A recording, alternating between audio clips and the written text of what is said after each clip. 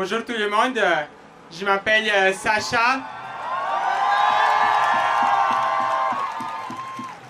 Je suis militante à Dupont de Rose, Révolution Permanente. Et il y a 10 jours, avec Lexi Agresti, avec Morgan Noam, avec le collectif Les Avertis, nous avons initié cet appel à se mobiliser contre l'offensive anti-trans. Et on se mobilise aujourd'hui dans toute la France.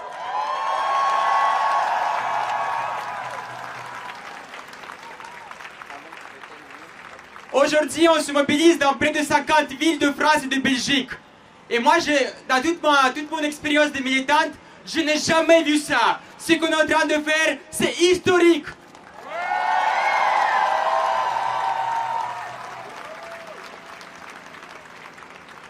J'ai des gens qui m'écrivent ces derniers jours depuis le Canada, depuis les États-Unis, depuis toute l'Europe, pour savoir qu'est-ce qui se passe en France.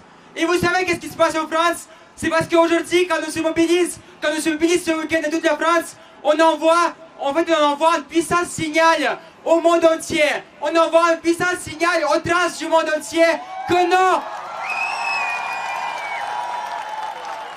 On envoie un message aux trans du monde entier que non, on ne va pas laisser les réactionnaires, on ne va pas laisser l'extrême droite nous attaquer sans rien dire. Ça, c'est fini. C'est fini à partir d'aujourd'hui. Nous allons nous mobiliser et nous allons nous battre contre leur offensive.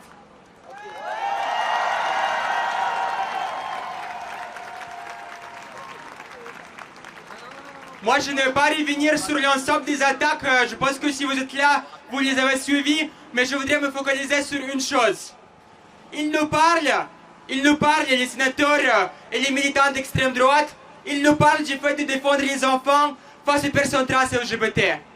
Les amis, moi je viens de la Russie, je suis réfugié trans. Et si je parle devant vous aujourd'hui, c'est parce qu'il y a 10 ans, en Russie, ils parlaient de la défense des enfants face à la propagande des personnes trans et LGBT.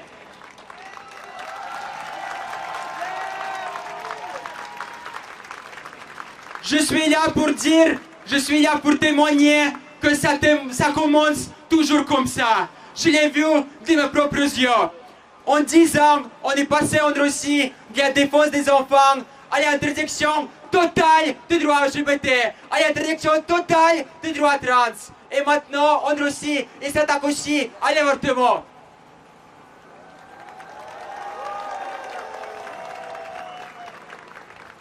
Aujourd'hui, juste pour que vous compreniez, aujourd'hui en Russie, ils ont ajouté le soi-disant mouvement international LGBT à la liste des organisations terroristes et extrémistes. Des personnes LGBT en Russie sont en prison aujourd'hui parce qu'elles sont LGBT. Donc, c'est pour ça, les amis, je ne vais permettre à personne de la gauche, jamais dire que la lutte pour les droits LGBT, c'est une question secondaire, que c'est une question qui est polarisante, que c'est une question qui divise. Non!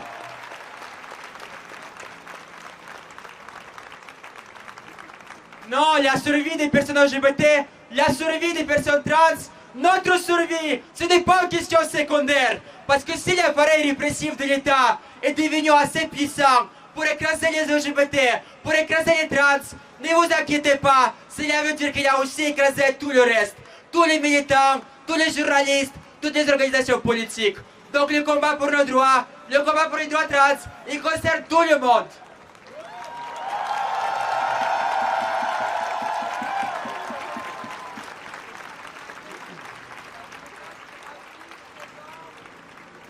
Et je sais qu'il y a certaines personnes qui vont me dire, parce que je suis habitué à discuter avec les Français, il y a certaines personnes qui vont me dire, ça c'est la Russie.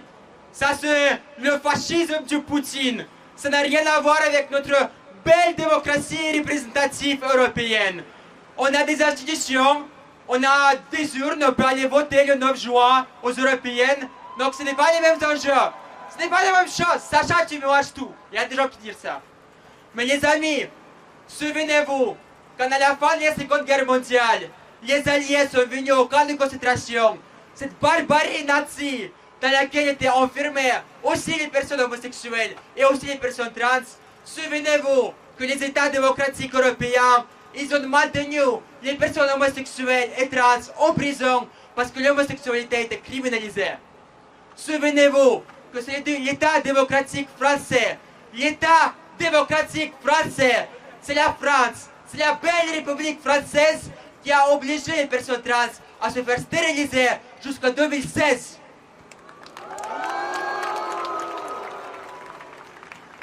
Et c'est aussi cette démocratie, cet État démocratique français qui cherche à réprimer en France toute personne, tout collectif, toute organisation qui lève sa voix et qui dénonce la complicité de la France dans le génocide qui se passe en Palestine.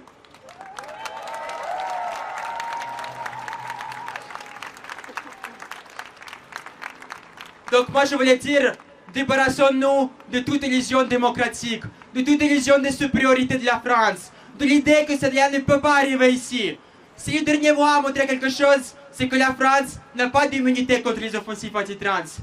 Et on a en plus aujourd'hui un gouvernement qui parle comme l'extrême droite, qui parle comme l'extrême droite sur l'immigration, qui parle comme l'extrême droite sur les personnes musulmanes, qui parle comme l'extrême droite sur la jeunesse des quartiers populaires. On a aujourd'hui un chef d'État, Emmanuel Macron, qui réhabilite Pétain, qui cite Maurras, qui parle du réarmement démographique. Donc ce n'est pas délirant, ce n'est pas un fantasme d'une militante d'extrême gauche radicalisée. Non, ce n'est pas un fantasme de dire que demain, le gouvernement de Macron, le gouvernement qui est profondément réactionnaire, il peut aussi commencer à s'opposer aux droits trans. Il peut aussi commencer à reprendre les rhétoriques des personnes anti-trans. En plus, on a aussi un gouvernement aujourd'hui qui compte en son sein 7 ministres. 7 ministres qui sont opposés au mariage pour tous. À commencer par Aurore Berger.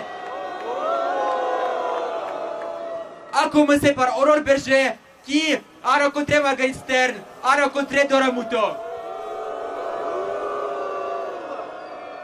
Je vais juste boire de l'eau une seconde.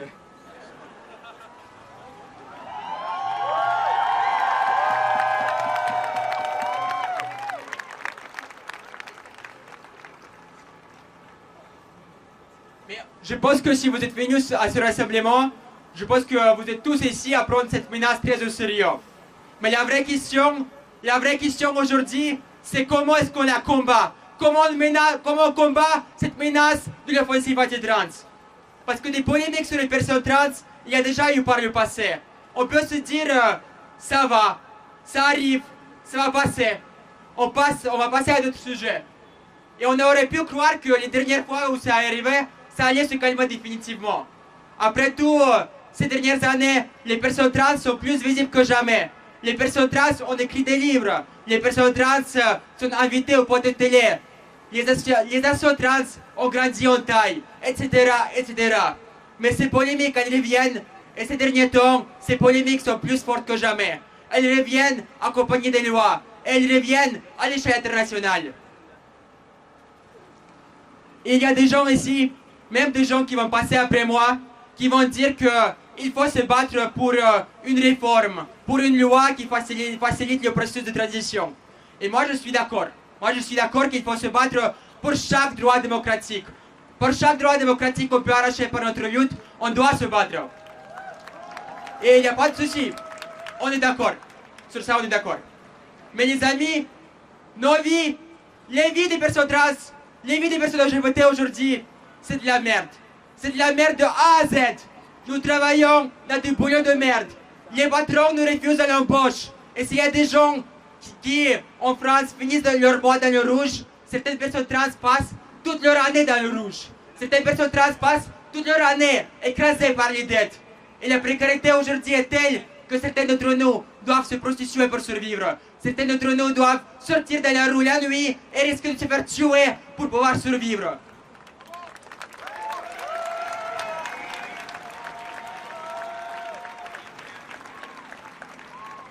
Donc là où je ne suis peut-être pas d'accord jusqu'au bout, c'est que je pense que oui, il faut se battre pour chaque réforme, pour chaque droit démocratique, mais par contre je ne pense pas qu'une simple réforme va suffire pour régler tous les problèmes que nous avons aujourd'hui. Je pense que les personnes trans aujourd'hui, pour ne plus survivre, mais pour avoir une vie qui est digne, qui est libérée de l'humiliation, qui est libérée de l'oppression, Pour faire ça, nous avons besoin de renverser toutes ces sociétés de merde. Nous avons besoin de renverser tout ce système qui nous exploite et qui nous opprime.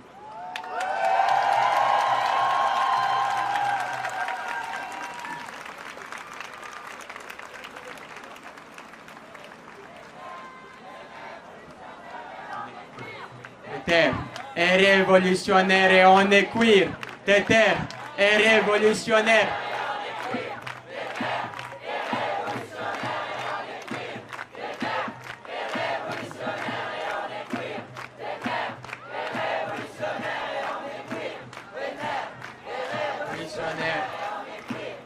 Terre est révolutionnaire.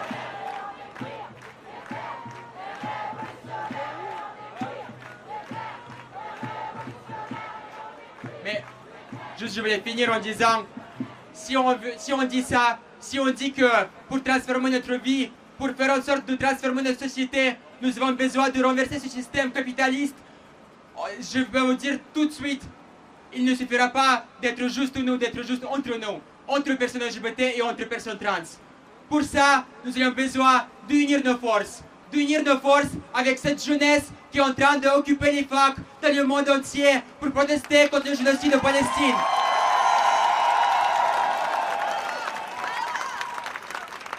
On doit tout simplement faire front avec cette jeunesse, mais aussi avec le mouvement ouvrier qui a montré l'année dernière sa force, son pouvoir, en paralysant tout le pays, en se mobilisant par des millions, en mettant à l'arrêt la circulation, en mettant à l'arrêt des aéroports, en mettant à l'arrêt les métros, etc.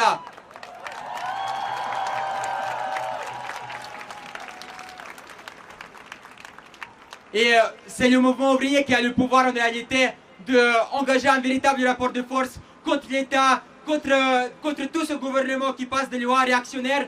Et moi je voudrais reconnaître qu'aujourd'hui, la CGT, la plus grande organisation syndicale, a appelé à rejoindre les mobilisations du 5 mai.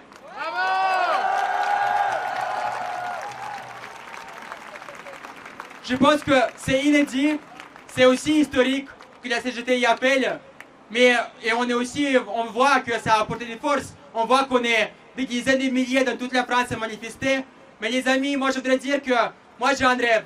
Ce qu'on a fait aujourd'hui c'est bien, que la CGT y appelle c'est bien, mais moi j'ai un rêve d'une mobilisation qui ne réunit pas seulement des dizaines de milliers de personnes, mais qui réunit des centaines de milliers de personnes, qui réunit des millions de personnes, qui réunit des dizaines de millions de personnes.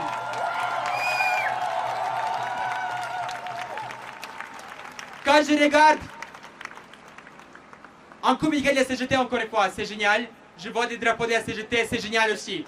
Mais aux États-Unis aujourd'hui, les amis, il y a une nouvelle génération ouvrière qui est en train d'émerger. Une nouvelle génération qui se syndique à Starbucks, qui se syndique à Amazon, qui se syndique à UAW, qui se syndique à toutes les grandes entreprises aux États-Unis. Et cette nouvelle génération ouvrière, elle fait grève pour protester contre les lois transphobes. Elle fait grève pour protester contre le génocide de Palestine. Elle fait grève pour bloquer les livraisons d'armes. Elle fait grève contre les violences policières. Donc moi je voudrais imaginer juste une seconde. Imaginez une seconde. Si on avait une grève générale en France. Une grève générale en France. Qui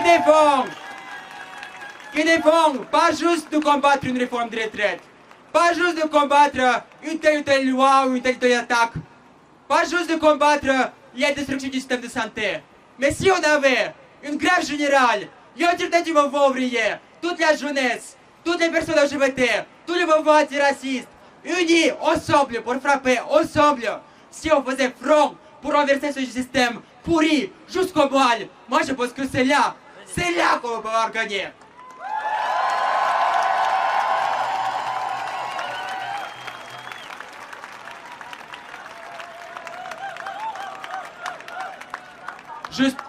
Juste pour finir, une seconde, pour finir, j'ai fini, vraiment.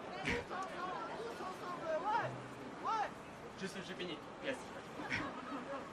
Donc, je voulais finir parce que je sais que quand vous êtes seul dans votre chambre, quand vous êtes seul chez vous, je sais que c'est déprimant, je sais que ça fait peur de lire tous les jours le fil d'actualité macabre le fil d'actualité sur les lois qui passent dans les différents pays. Je sais que ça fait peur.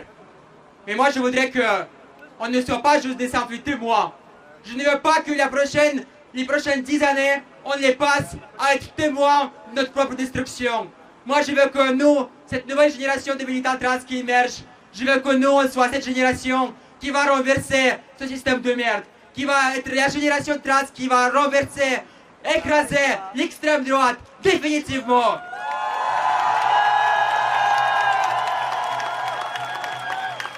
Je veux qu'on soit cette génération qui n'est pas le témoin de sa destruction, mais qui va gagner la libération trans, qui va gagner le combat pour l'émancipation de tous les opprimés. Merci.